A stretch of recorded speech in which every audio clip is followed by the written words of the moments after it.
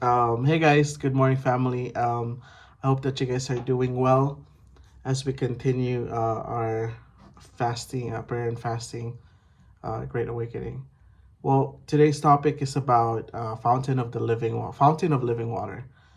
And in John chapter 4, there's a story of a Samaritan woman who encounters Jesus. And back then, the Samaritans were considered lower class to the Jews.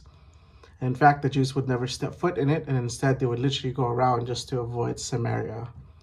And Samaritans were outcast because they intermarried with other ethnicities, and so they were considered half breed during that time because they were not pure Jews. But you see, Jesus was different. Jesus did something that was different from all Jews just because it's Jesus. But Jesus did not walk around just to pass Samaria, but he actually went through Samaria. And not only that, he actually interact with a Samaritan woman in the story. So Jesus was sitting at the well where he encountered a Samaritan woman, and Jesus asked her if he could get something to drink, right? Now again, to see that Jesus does not hesitate to have conversation with a Samaritan woman who is considered half-breed or reject from the Jews is really interesting and really awesome to see. But the woman replies, while Jesus asked this question, and the woman said in John 4, chapter 9, she says, the Samaritan woman said to him, you are a Jew and I am a Samaritan woman. How can you ask me for a drink? For Jews do not associate with Samaritan. Now the woman was baffled because Jesus was a Jew, and Jews don't really interact with Samaritan people. And then chapter 10, Jesus answered her and he said, if you knew the gift of God and who it is that's asked you for a drink, you would have asked him if he would have given you living water. 11. Sir, the woman said, you have nothing to draw with the well that is deep.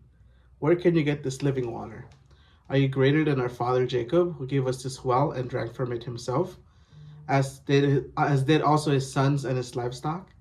And Jesus answered, everyone who drinks this water will be thirsty again. But whoever drinks this water I give them will never thirst. Indeed, the water I give you will become in them a spring of water welling to eternal life. The woman said to him, Sir, give me this water so I won't get thirsty and have to be coming back here to draw water again. I love the response and the verse 13. And it was like he was comparing the man-made well, which represents to me, I think represents like what humans can do or what flesh can do, and almost like to me it represents flesh, right? And Jesus was comparing that to the living water that he gives. Jesus said that the living water that he gives will become like a spring of water welling up to eternal life, and people who drink it will never thirst again. I love that Jesus said that the water you drink is temporary, right? The water that you drink is temporary, but mine is eternal. Mine is eternal. And I think just like sin or just like pleasure of the world, that there may be fun or feel good for a moment, but it never truly will satisfy you. In fact, it will keep you thirsty, keep you hungry, and more, and it will lead you even to death.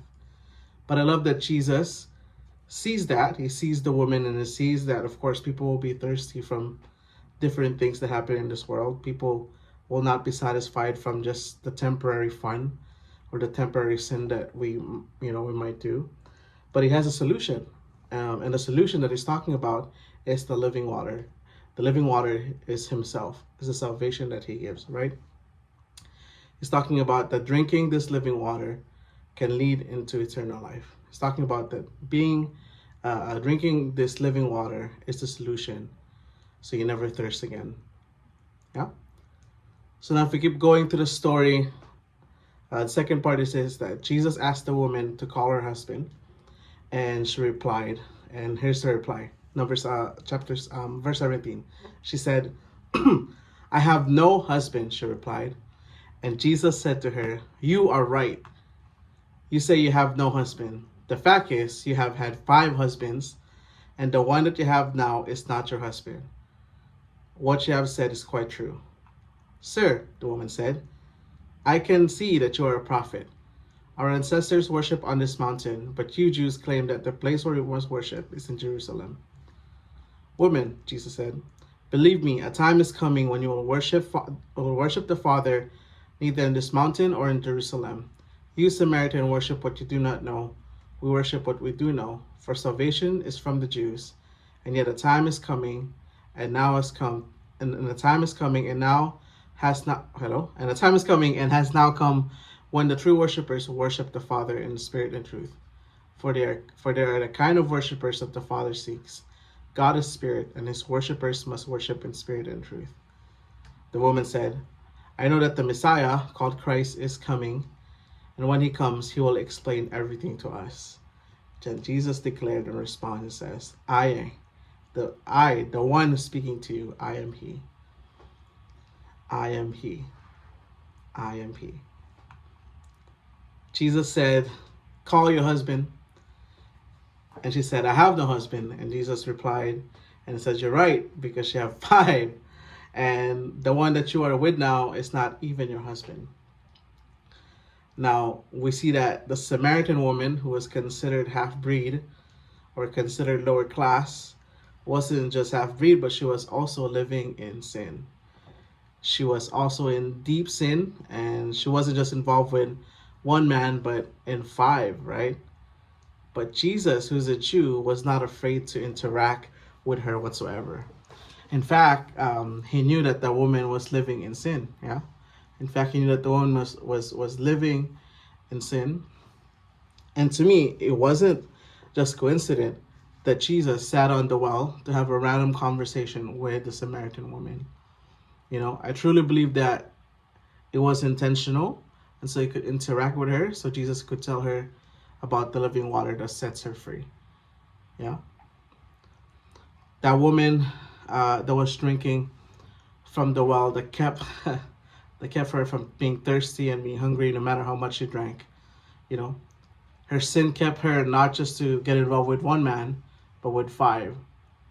But you see, Jesus was was intentional on going to the well and intentionally starting that conversation with her so the woman could be offered the living water that Jesus gives. I think just like with us, Jesus sees you and he sees the things that we're struggling with. He sees not just our sin, but even the pain that we go through because of the sin, right? And Jesus made a way for us so we don't have to ever drink from those man-made well, or even from those things that keep us thirsty or hungry and going back for more, that we feel like we always need it, right? But instead, he offers us the living water. He offers us Jesus. He offers us himself and the grace that he gives. And even though we fall short, right, he has the fountain of living water that will lead us to eternal life. So church, I hope that you guys were blessed or encouraged, even just for a small segment or small time with us. Pray that you have an awesome rest of your day, and we'll see you guys later. Aloha. Bye.